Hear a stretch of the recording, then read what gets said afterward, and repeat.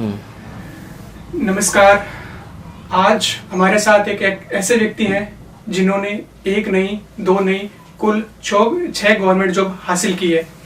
तो आज इस वीडियो के माध्यम से हम उनसे पूरी बात करने वाले हैं। उनकी क्या सक्सेस स्टोरी रही, उन्होंने किस तरह से तैयारी की, क्या उनकी प्लानिंग रही।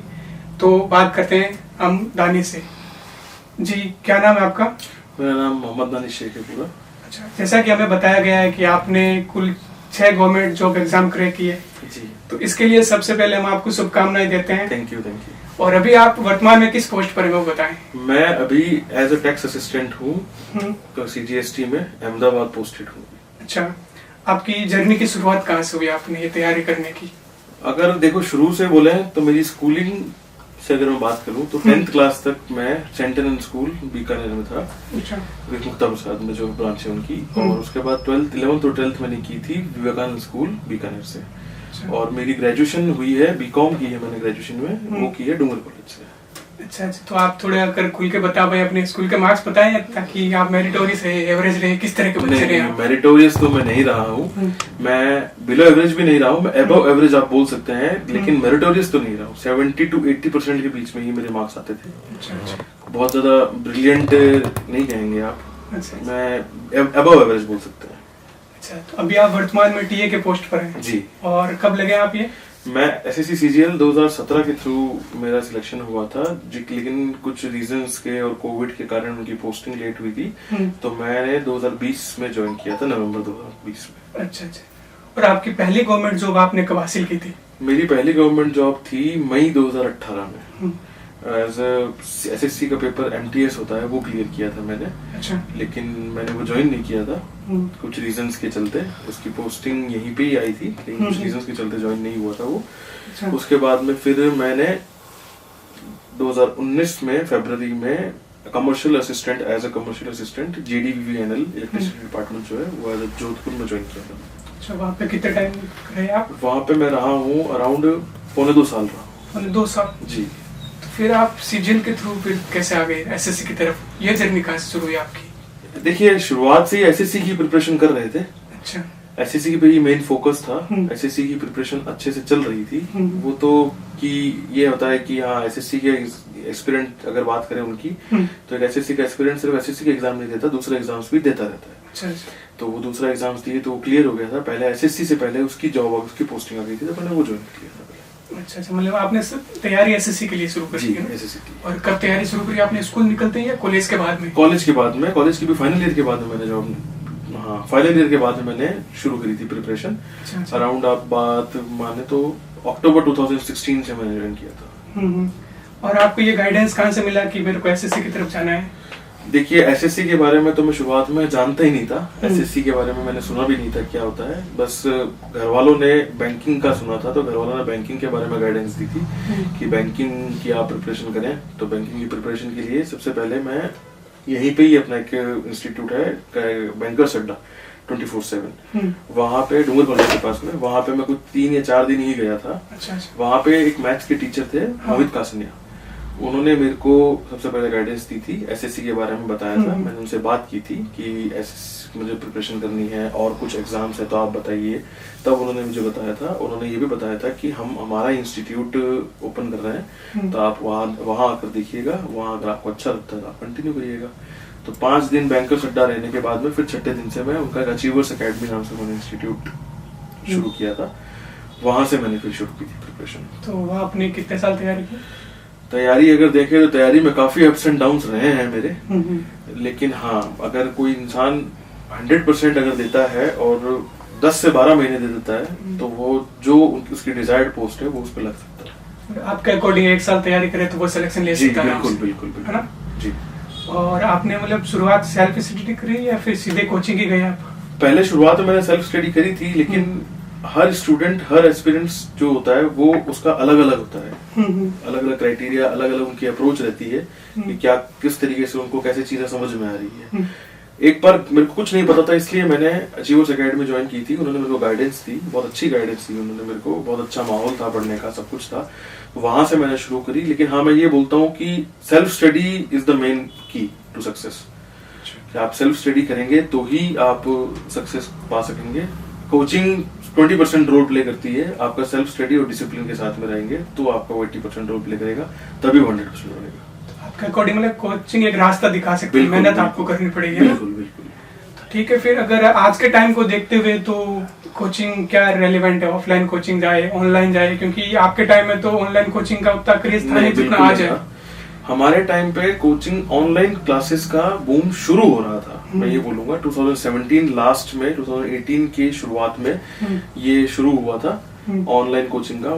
सबसे पहले अगर बात करूं मैं तो इसका क्रेज कोई लाया है तो मैथ्स के टीचर थे अभिनय शर्मा, वो लेकर आए हैं ऑनलाइन कोचिंग में। और रही बात ऑनलाइन और ऑफलाइन कोचिंग की, तो ऑनलाइन ऑफलाइन में ये बोलूंगा ये भी स्टूडेंट टू स्टूडेंट वेरी करती है। कई स्टूडेंट अपने कंफर्ट में बैठकर अच्छे से पढ़ सकते हैं, कई स्टूडेंट सोचते हैं कि नहीं हम ऑनलाइन में अच्छे से पढ़ेंगे अकॉर्डिंग टू देयर कन्वीनियंस, कि वो सुबह पढ़ पा रहे हैं कि शाम को पढ़ पा रहे हैं। ऑफलाइन कोचिंग में इंसान बाउंड होता है कि मुझे इतने बजे से लेकर इतने बजे तक जाना है, लेकिन ऑनलाइन कोचिंग में ऐसा कुछ नहीं है, वो अपने हिसाब से पढ़ता है जो उनके लिए फायदेमंद रहता है। कई स्टूडेंट ऑफलाइन कोचिंग को ज्यादा प्रेफर करते हैं कि नहीं, उन्हें डिसिप्लिन चाहिए होता है कि मुझे इस टाइम जाना है और इस टाइम ही मेरे को पढ़ना है। तो ये स्टूडेंट टू स्टूडेंट वेरी करता है। लेकिन अगर आज की बात में मानूं तो मेरे हिसाब से ऑनलाइन कोचिंग के अगर आ गई है ऑनलाइन कोचिंग जो कि बहुत अच्छे से आ गई है, तो ऑफलाइन कोचिंग की इतनी ज्यादा रिक्वायरमेंट रहती नहीं। इंसान आज यूट्यूब एक ऐसे प्लेटफॉर्म है जिसपे आपको इनफैक्ट किसी चीज का पे भी नहीं करना है। अच्छा। आपको हर चीज वहां पे अवेलेबल है और फ्री ऑफ कॉस्ट अवेलेबल है। तो यूट्यूब में तो सब कुछ तो नहीं मिल सकता ना आपको? नहीं, यूट्यूब पे हाँ बिल्कुल सही बात है आपकी, यूट्यूब पे सब कुछ नहीं मिल सकता, लेकिन आज की तारीख में जो चीज की रिक्वायरमेंट है वो चीज मिल जाती है उस पे। अच्छा अच्छा। तो मतलब आपके अकॉर्डिंग मतलब स्टूडेंट टू स्टूडेंट वेरी करता है कि वो ऑफलाइन जी। करता है कि ऑनलाइन करता है, जी। मतलब दोनों की अपनी अपनी इम्पोर्टेंस है। बिल्कुल बिल्कुल। अच्छा अच्छा। तो जैसे आपके मतलब जैसे आपने एसएससी की तैयारी की तो उसमें सब्जेक्ट होते हैं, मैथ होती है, इंग्लिश होती है, जी तो और इनका मेंस में भी बहुत बड़ा रोल होता है। जी। तो इनमें आपको कोई एक सब्जेक्ट लगा कि यार इसमें थोड़ा दिक्कत है, इसको थोड़ा और ध्यान देना चाहिए, कुछ कमजोर वीक सब्जेक्ट आपके अकॉर्डिंग जिसमें आपने एक्स्ट्रा मेहनत करी हो? मेरे को मैथ्स में लगता था, मेरे को एडवांस पोर्शन जो होता है मैथ्स का, अरिथमेटिक मेरी कैलकुलेशन थोड़ी ठीक है तो वो मैं नहीं कहूंगा, लेकिन एडवांस पोर्शन जैसे ट्रिग्नोमेट्री मुझे शुरुआत से ही पसंद नहीं थी। ट्रिग्नोमेट्री, मेंसुरेशन, ट्रिग्नोमेट्री, अलजेब्रा और ज्योमेट्री, इन चारों टॉपिक्स में से मेरे को ज्योमेट्री और मेंसुरेशन थोड़ी इंटरेस्टिंग लगती थी। बाकी ट्रिग्नोमेट्री और अलजेब्रा में मुझे काफी मेहनत लगी। पहले मैं शुरुआत में इन दोनों टॉपिक से भागता था। अच्छा। मुझे पसंद नहीं था ये दोनों टॉपिक पे मेहनत करना भी, और मेरा थोड़ा सा फोबिया भी आप कह सकते हैं कि फोबिया भी है तो नहीं, वो था, तो इसलिए मैं बिल्कुल उनमें इंटरेस्ट नहीं, बिल्कुल नहीं लगता था। लेकिन फिर एक दिन मैंने देखा कि इसके बिना आप नहीं चल सकते आगे, तो इसलिए फिर मैंने बैठकर उस पर अच्छे से प्रिपरेशन करी, अच्छे से उनको पढ़ा, 4, 5, 10 बार पढ़ा। इस चीज पे मैंने काम किया, फिर जो चीज मुझे बाद में फायदेमंद हुई। तो उनमें मैथ्स का लेवल क्या रहता है? जैसे कहते तो हैं कि 10th लेवल की मैथ आती है, लेकिन ऐसा तो नहीं होता है, 10th लेवल की तो नहीं आती होगी शायद आपके अकॉर्डिंग? मैं यही बोलूंगा कि 10th लेवल की ही आती है, बस फर्क ये रहा है कि 10th का लेवल पहले कम था, आज की डेट में 10th का लेवल भी ऊपर आ चुका है। अच्छा। इसलिए लोगों को ऐसा लगता है कि 10th के लेवल की नहीं आती, 11th to 12th की आती है। और अगर आज की डेट में देखा जाए तो एसएससी का सीजीएल का जो जिसके बारे में आप बात कर रहे हैं, सीजीएल का तो पूरा सिलेबस और सब्जेक्ट और इनका पूरा पैटर्न ही चेंज हो चुका है। जो पहले हमारे टाइम पे था, जब मैंने क्लियर किया था, तब पूरा अलग पैटर्न था और अभी पूरा अलग पैटर्न है। अब सबसे बड़ा रोल प्ले कर रहा है जीके। अच्छा। जीके प्री में भी आ रही है, मेंस में भी आ रही है। जो चीज पहले मैथ्स रोल प्ले कर रही थी, अब जीके रोल प्ले करती है। आपके टाइम के क्या पैटर्न था, एक बार बताएंगे? हमारे टाइम पे पैटर्न ये था, प्री में आते थे 100 क्वेश्चंस, 25 क्वेश्चंस ईच थे और 4 सब्जेक्ट थे, रीजनिंग, मैथमेटिक्स, इंग्लिश और जनरल साइंस। फिर जिसका प्री क्लियर होता था वो मेंस के लिए बैठता था। मेंस में हमारे आते थे 2 सब्जेक्ट, 200 नंबर की इंग्लिश जिसके 200 ही क्वेश्चन होते थे, 1 नंबर ईच, और 200 नंबर की मैथ्स आती थी जो 2 नंबर का एक क्वेश्चन होता था। टोटल 100 क्वेश्चन थे उसके। फिर जो ये क्लियर करता था, फिर उसके बाद में डिस्क्रिप्टिव का एग्जाम होता था उसका, जो कि 2016 से ही शुरू हुआ था डिस्क्रिप्टिव। उससे पहले इंटरव्यू थे, 2016 के बाद से उन्होंने डिस्क्रिप्टिव का एग्जाम शुरू किया था। उसमें ये 2 टॉपिक्स देते थे, एक पे आपको एप्लीकेशन और लेटर लिखना होता था और एक पे आपको एक ऐसे लिखना होता था इन पर्टिकुलर वर्ड्स। वर्ड लिमिट होती थी उसमें कि आप उसमें लिखेंगे। और फिर उसके बाद में क्लियर करने के बाद में फिर एक वो कंप्यूटर का एग्जाम भी होता था, सीपीटी और डेस्ट जो बोलते हैं, उसका होता था, उसमें टाइपिंग, नॉर्मल टाइपिंग जो होती है वो, और आपके पास में कंप्यूटर एफिशिएंसी आपकी चेक की जाती थी, नॉर्मल एफिशिएंसी। और फिर उसके बाद में डिस्क्रिप्ट आपके डॉक्यूमेंट वेरिफिकेशन होता है, जो कि बहुत लंबा प्रोसेस होता था, उसको इन्होंने एकदम शॉर्ट करके अब पूरा चेंज कर दिया। अच्छा अच्छा, मतलब आपके अकॉर्डिंग जब आपके टाइम में मतलब जीके को इग्नोर कर सकते थे? जी बिल्कुल, इनफैक्ट मैं कहूँगा मैंने भी जीके को इग्नोर किया था। अच्छा, 25 क्वेश्चंस आते थे, 50 नंबर के होते थे, जीके में बिल्कुल इंटरेस्ट नहीं होता, और मैं मानता हूँ 90% स्टूडेंट्स का इंटरेस्ट नहीं होता है जीके में, तो वो इग्नोर करता है। लेकिन अगर आज की डेट में अगर आपने ये गलती कर दी कि आप जीके को इग्नोर कर रहे हैं, तो फिर एसएससी सीजीएल आपको इग्नोर कर देगा। ऐसा तो जीके तो वही अनलिमिटेड है, उसको कैसे कवर करेंगे बताएं? जीके के लिए लिमिटेड सोर्सेज काफी अवेलेबल हैं आज। मैं इन 6 साल में काफी सारे चेंजेस हुए हैं। आज की चेंजेस देखा जाए तो पहले आपको इतने सोर्सेज नहीं मिलते थे, कुछ बुक्स आती थी, आप उन पे ही वेरी कर सकते थे, उन पे डिपेंड रहते थे आप। लेकिन आज यूट्यूब का मैंने बताया आपको, यूट्यूब पे आपको काफी सारे जो आपके टीचर्स हैं उनकी क्लासेस आप ज्वाइन कर सकते हैं। और ऑफलाइन कोचिंग में अगर कोई बंदा इंटरेस्टेड हो, कोई स्टूडेंट इंटरेस्टेड है, तो ऑफलाइन कोचिंग में कोई भी टीचर जिससे वो कंफर्टेबल हो वो कर सकता है। और लिमिटेड सोर्सेज को चेक करने के लिए आपको प्रीवियस ईयर पेपर्स देखने पड़ते हैं कि प्रीवियस ईयर पेपर में कैसा पैटर्न चल रहा है। हिस्ट्री बहुत वास्ट सब्जेक्ट है, लेकिन हिस्ट्री पे एसएससी पिछले 10 सालों से फिक्स्ड टॉपिक्स पे ही क्वेश्चंस पूछता है, जो कि आज भी पूछता है। उनको घुमा के क्वेश्चन पूछ लेता है, लेकिन पूछता उन्हीं टॉपिक्स पे से। तो यही चीज एक पकड़ने की चीज होती है। अगर किसी ने ये चीज जीके में पकड़ ली तो वो उसके लिए बहुत इजी हो जाएगा। मतलब प्रीवियस ईयर का बहुत इंपॉर्टेंट रोल, बिल्कुल बहुत बड़ा रोल, इंपॉर्टेंट रोल प्ले आज भी रहता है। बिल्कुल रहता है आज भी। क्वेश्चन रिपीटेड होते हैं ऐसा कहते हैं? बिल्कुल होते हैं, बिल्कुल होते हैं। सीजीएल 2023 में क्वेश्चन रिपीटेड हुए हैं, 22 में रिपीट हुए हैं। ये कहीं से भी कैसे भी क्वेश्चंस रिपीट कर देते हैं। जरूरी नहीं है कि सीजीएल के पेपर में सीजीएल के ही क्वेश्चन रिपीट हो रहे हैं, सीपीओ के क्वेश्चन रिपीट होते हैं। इनफैक्ट एमटीएस का पेपर बहुत अच्छा माना जाता है, पेपर उसका लेवल बहुत अच्छा होता है उसका पेपर का, उसमें से मैथ्स के क्वेश्चन रिपीट हुए हैं, काफी क्वेश्चन रिपीट हुए हैं। अच्छा, जैसे मान लो कोई हिंदी मीडियम का बच्चा है, वो तैयारी शुरू करता है, तो वो हिंदी मीडियम होता है तो इंग्लिश उसको इतनी अच्छी नहीं लगती होगी, तो वो अपनी इंग्लिश के लिए किस तरह से तैयारी शुरू करे?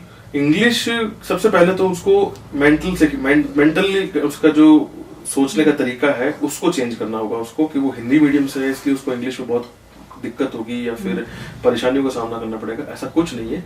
सबसे पहले वो दिमाग से फ्री रहे कि वो कर लेगा, और वो करता है। और इनफैक्ट मैं अगर आपको बोलूं, मैं खुद इंग्लिश मीडियम स्टूडेंट था थ्रू आउट, लेकिन मेरे काफी सारे मेरे जो स्टूडेंट थे साथ में जो मेरे पढ़ते थे क्लासमेट्स, वो हिंदी मीडियम के होने के बावजूद भी उनके मेरे से अच्छे इंग्लिश में काफी बार मार्क्स आए। तो उनको सबसे पहले अपने बेस पे काम करना पड़ेगा।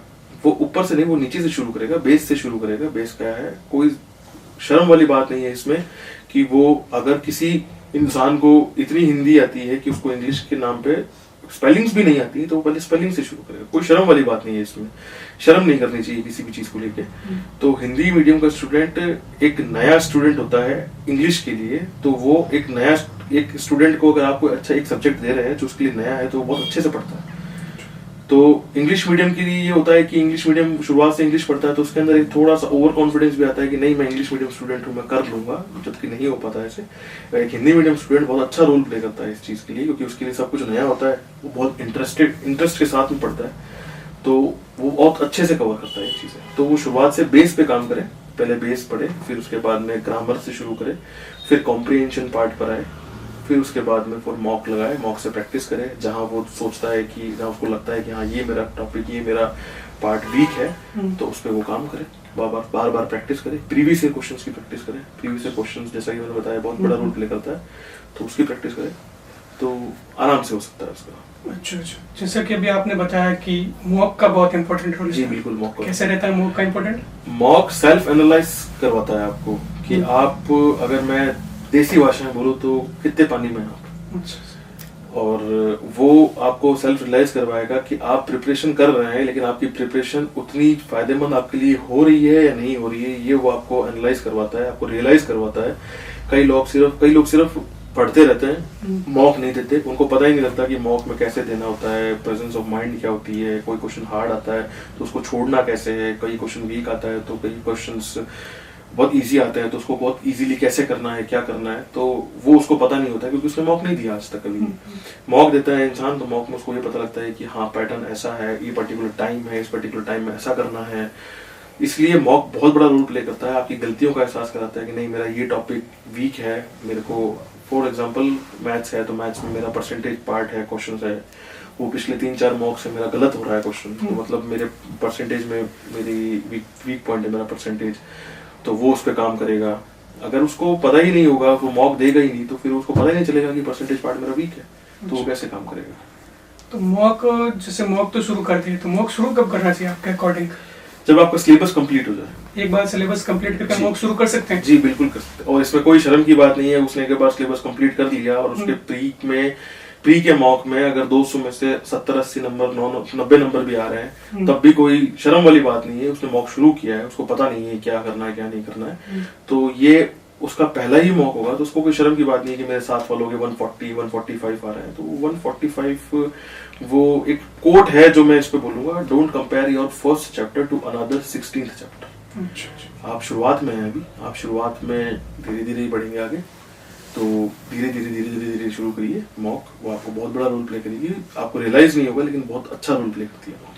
अच्छा, मतलब मॉक से एक तरह से आप ऐसा कह सकते हैं कि अपने को पता पड़ता है कौन सा क्वेश्चन करना है और कौन सा छोड़ना है। बिल्कुल बिल्कुल, एसएससी का पैटर्न ही रहा है कि वो 100 क्वेश्चंस में से टोटल ओवरऑल बोलूं तो 12 से 13 क्वेश्चन ऐसे डालती है जो आपको छोड़ना है। और मैथ्स में मैं बात करूं तो मैथ्स में 25 क्वेश्चन में 3 से 4 क्वेश्चन ऐसे होते हैं कि जो एक स्पीड ब्रेकर की तरह काम करते हैं। अच्छा। एक अच्छा फ्लो में आप चल रहे हैं और वो क्वेश्चन बीच में डाल दिया तो वो क्वेश्चन आपकी स्पीड को ब्रेक करेगा।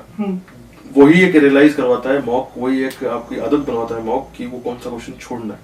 अच्छा। जब तक आप मॉक नहीं देंगे तब तक आपको पता नहीं लगेगा कि ये स्पीड ब्रेकर वाला क्वेश्चन था जो मेरी स्पीड को तोड़ रहा था। तो मॉक इसलिए बहुत बड़ा रोल प्ले करता है। मतलब आपके अकॉर्डिंग मॉक बहुत इंपॉर्टेंट जी बिल्कुल, मॉक के बिना आप, मेरे हिसाब से शायद बाकी सबका अलग अलग है, लेकिन हाँ इन जनरल में बात करूं तो मॉक के बिना आप बहुत पीछे ही फील करेंगे। चलो एक अंतिम क्वेश्चन करते हैं आपसे जी।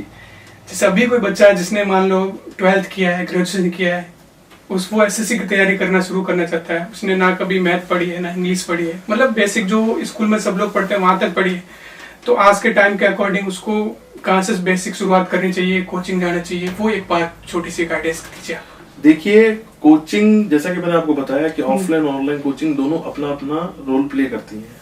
सबसे पहले तो उसका माइंडसेट क्लियर होना चाहिए कि मुझे गवर्नमेंट जॉब की प्रिपरेशन करनी है। कई लोग दूसरों के पीयर प्रेशर में भी ये चीज, या फिर आप पेरेंट्स का प्रेशर ले लीजिए, पेरेंट्स के प्रेशर में प्रिपरेशन शुरू करते हैं लेकिन उनको पता है कि हाँ मेरा इंटरेस्ट नहीं है इसमें, तो वो टाइम वेस्ट मत करिए। पहले आप दिमाग से क्लियर कर रखिए कि हाँ मेरे को प्रिपरेशन करनी है। और एक इंसान को खुद को अपना पता होता है कि मैं क्वेश्चन जो कर रहा हूँ, मैं जिसकी प्रिपरेशन कर रहा हूँ, मैं जिस राह की तरफ जा रहा हूँ वो मैं क्लियर कर सकता हूँ या नहीं कर सकता हूँ। एक अपने अंदर इंसान को सबको पता होता है, तो पहले वो क्लियर करिए कि मैं कर सकता हूँ कि नहीं कर सकता। जरूरी नहीं है कि गवर्नमेंट जॉब ही सब कुछ है। आज की डेट में तो, आज तो 2023-2024 तो बहुत प्राइवेट सेक्टर में बहुत आगे जा रहा है, ऐसा कुछ नहीं है कि गवर्नमेंट जॉब। लेकिन हाँ जिसका ड्रीम है कि मुझे गवर्नमेंट जॉब एसएससी की ही प्रिपरेशन करनी है, तो वो शुरुआत से क्लियर करे, शुरुआत से अपने दिमाग को क्लियर रखे। और मैं ये बोलूँगा थोड़ा सा कॉन्फिडेंस रखे अपने आप में। बेसिक से शुरू कर रहा है तो कोई शर्म की बात नहीं है, बेसिक से शुरू करें। बेसिक से शुरू करने के बाद में अगर उसको ऑफलाइन कोचिंग में वो कंफर्टेबल है तो ऑफलाइन कोचिंग रहे, ऑनलाइन कोचिंग में कंफर्टेबल है तो ऑनलाइन कोचिंग रहे। और मैं अगर मेरा एग्जांपल लेकर करूँ तो अगर मैं क्लियर कर सकता हूँ तो कोई भी क्लियर कर सकता है। ऐसा क्योंकि मैं इतना कोई ब्रिलियंट स्टूडेंट नहीं था, मैंने सिर्फ एक थोड़ा सा डिसिप्लिन, जो कि मेरे फ्रेंड्स हैं काफ़ी, हम उनके ही घर पे पढ़ते थे, उनके घर पे प्रिपरेशन करते थे, उनके घर पे रात भर रहते थे। एक डिसिप्लिन रहता था हमारे में कि ये करना है। छोटी छोटी कंपटीशंस रहते थे कि आज जिसके सबसे कम नंबर आएंगे वो जूस पिलाएगा। तो एक उसका डर भी कह लीजिए कि जॉब तो नहीं थी उस टाइम, यार 100 रुपए लग जाएंगे, 200 रुपए लग जाएंगे, मेहनत करनी है। तो एक अगर आपको वो है तो आप अपना सर्किल अच्छा चुनिए। आपके सर्किल में कोई टाइम पास करने वाला ना हो तो ही बेहतर है। टाइम पास तो बाद में भी हो जाएगा आपका, कोई इशू नहीं है। आपके जॉब लग जाएगी आपकी, तो आपको टाइम पास ही करना है सब। तो अगर मैं लग सकता हूँ तो कोई भी लग सकता है। काफ़ी सारी कॉम्प्लिकेशंस भी आई थी। मेरा एक्सीडेंट हुआ था 2017 की ही फरवरी में, हाथ टूट गया था पूरा। मेरे दोस्तों ने काफ़ी साथ दिया था। एक फ्रेंड मेरा मेरे को मेरे घर से लेकर कोचिंग तक आता था।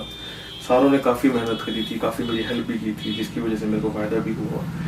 मैं लेफ्टी हूँ, मेरा लेफ्ट हैंड पूरा काम नहीं करता था बिल्कुल भी, तो बहुत दिक्कत आती थी। लेकिन हाँ मेंटली मैं प्रिपेयर था कि मेरे को करना है, तो इसीलिए ही सब कुछ पॉसिबल रहा। और आज के एक्सपीरियंस के लिए मैं यही बोलूँगा कि क्लियर रहिए, हो जाएगा, कोई दिक्कत नहीं है, कोई रॉकेट साइंस नहीं है ये।